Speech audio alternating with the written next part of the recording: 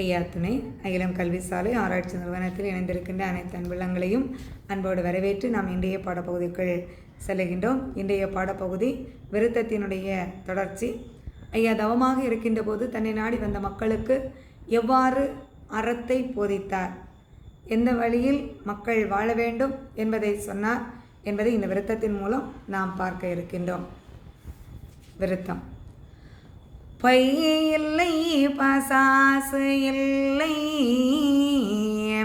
பில்லியின் வினைகள் இல்லை, நொய் இல்லை, நோவும் இல்லை, நொம்பல துன்பம் இல்லை,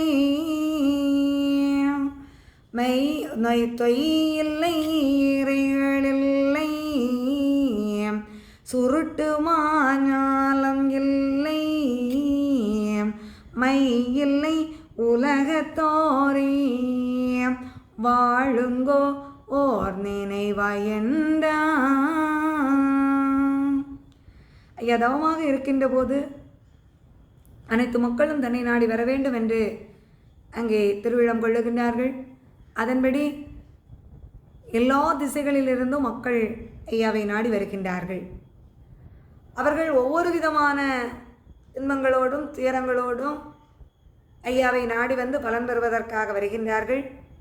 அப்படி வருகின்ற அந்த மக்களிடம் ஐயா சொல்லுகின்றார்கள், மக்களே, நீங்கள் எந்த துன்பத்தை கண்டு வஞ்ச வேண்டாம். எதற்காகவென்றால் பேய்கள் அழித்தாகி விட்டது, இனி மந்திர தந்திரங்கள் எல்லாம் அங்கே பறிக்கப்பட்டு விட்டது, அதனால் எந்தவித துன்பமும் இல்லை. ஆகையினால் பொய் இல்லை, பசாசு இல்லை, பில்லியின் வினைகள் இல்லை. இப்போ யாரோ சூனியம் வச்சுட்டாங்க அப்படின்னு நீங்கள் நம்ப வேண்டிய அவசியம் இல்லை.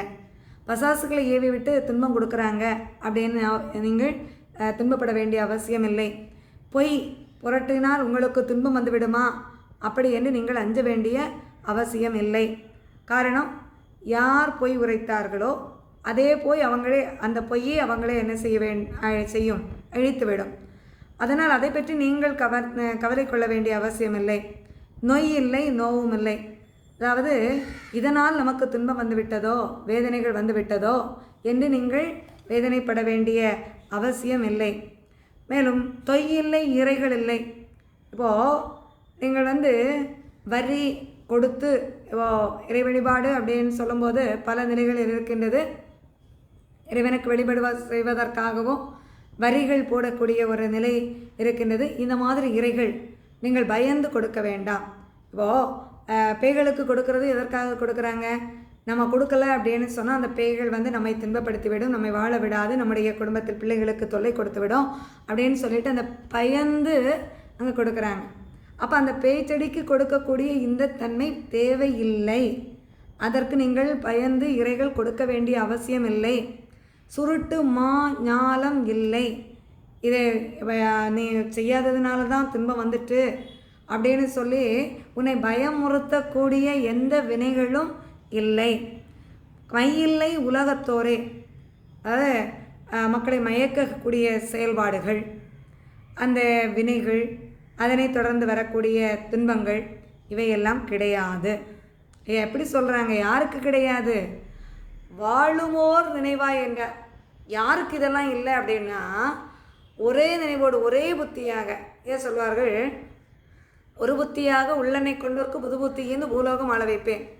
யார் ஒரே புத்தியோடு இருக்கிறார்களோ, இறைவனே தஞ்சமென்று வைகுண்டமே தஞ்சமென்று யார் இருக்கின்றார்களோ, ஐயா சொன்ன நெறிப்படி ஐயாவினுடைய பிள்ளைகளாக யார் வாழுகின்றார்களோ அவர்களுக்கு இந்த துன்பங்கள் எதுவும் இல்லை. அவர்களை எந்த துன்பங்களும் என்ன செய்ய முடியாது, அண்ட முடியாது. ஆகவே நீங்கள் ஒரே நினைவோடு வாழுங்கள். ஒரே எண்ணம் நீங்கள் என்ன செய்யக்கூடாது, அதுவா இதுவா என்று சந்தேகத்தோடு இருபுத்தியாக வாழக்கூடாது. ஒரே புத்தியோடு ஒரே நினைவோடு இறைவா நீரே தஞ்சம் என்று நீங்கள் வாழுகின்ற போது உங்களை எந்தவித துன்பங்களும் அண்டாது என்பதை இங்கே இந்த விருத்தத்தின் மூலம் எம்பெருமான் நமக்கு தெளிவுபடுத்துகின்றார்.